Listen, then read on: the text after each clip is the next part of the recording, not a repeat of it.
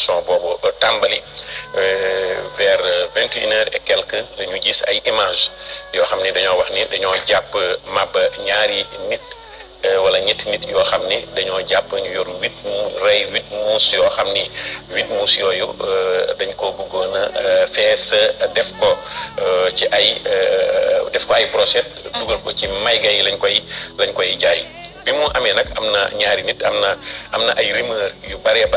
yu ci am yoo xam ni mujj na ñu bare am na ay télévision ay rajo réseaux sociaux yi reprendre nañ ko ñenn ñi di tooj seeni xarit information bi man bi ma ko déggee li ma njëkk a def mooy def vérifier ko ñii nee nañu Pikine la lañ leen arrêté man am nañu ma woo police Pikine ñu dàq loolu ñii nee nañu Mbuur la xewee dugg naa ci site internet bu police mais gisuma ñu publier ko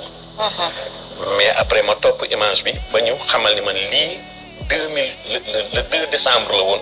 2023 daaw waaw image bi sax mujj na woon na sax andi Tunisie image bi publier woon nañ ko ci réewu Tunisie ba nga xam ni sax ñenn ci africains yi commencé woon nañ leen a sonal wax ni dañuy fees muus yi di ko dugalaat ci di ko jaayaat suñu mbokku naar yi ba ñu commencé leen woon sonal information yii nag li tax mooy dàq naa ni information ba tey jii nii may wax ak yow amul benn journal démb benn quotidien démb boo xam ni bind na ko wala bu ko bindee gisuma ko waaye bu dee photo bii moom dàq naa ni amul fii ci réew mi 2000 le 2 décembre 2023 la woon kon démb information bii amul waxuma nag ni nit ñi duñu jaay yaa ngi fàttaliku andi woon naa koo xam ne dafa rey ab xaj waaw fees ko pour def ko brochette mayga la pour jaay ko andi woon naa la koo xam ni maamu sëb bu faatu la jël fees ko di ko jaay ci biir kër yi comme yàpp am na koo xam ni nag bu faatu la jël fees ko ñu mujj takk der police nationale ñoo leen arrêté kon dàqu ma ni am na ñoo xam ne ñoo ngi rey ay muus di rey ay xaj di ko dugal ci biir mayga yi wala di ko def brochette mais information bii moom laay dàq ni démb amul image bii nit ñi ngi koy partagé parce que tamit bu dee lu am ñu xaar la ci bu amul tamit da ngay wax ni amul très bien photo bii amul gis nga pour jeexal rek mooy nañuy def attention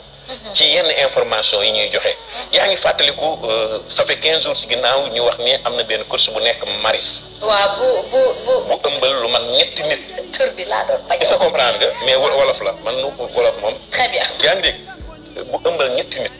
wax ni ñooñu dañoo ñëwoon pour mu defar seeni yaram mais dafa mujj ëmbal ñetti nit information boobu daw na ci Sénégal daw ci Maris gépp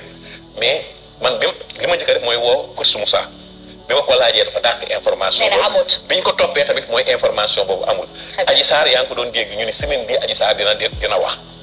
ba tey waxul dafa am ñoo xam ne seen biir néeg la ñuy nekk ci ginnaaw clavier jekk ba si ak rek sànni benn bomb ci internet bi ñoo xam ne suñu réew mi askan wi ñoo bëgg kaa loolu nag boo ko gisee mooy fen nañu ñun suñu bopp ba pare ba mënatuñoo fen ñu fenal suñuy morom ba mënatuñoo fen ñu ne nañu fenal nag waa réew mi mais nañuy def attention bu baax a baax ci information yi bu ñu ko jotee bala ñu ko traité ci information yi bu ñu ko jotee bala ñu koo partagé.